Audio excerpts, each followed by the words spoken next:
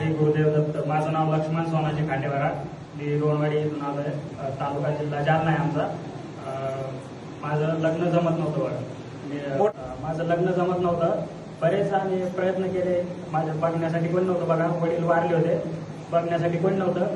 आणि इथल्या आशीर्वादाने मी शेती वगैरे पण घेतलेली आहे. 4 एकर शेती पण खरेदी केलेली आहे. घर पण छान बांधलेलं आहे. महाराज आले पण होते आमच्या घरी पण. तर महाराजांनी मला 9 मेची तारीख दिली होती लग्नासाठी.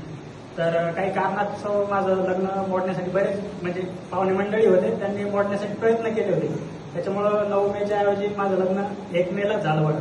तर त्याच्यामुळं काही तांत्रिक अडचणीमुळं 1 मेला लग्न झाल्यामुळं झालं लग्न माझं पण. बस बाकी काही.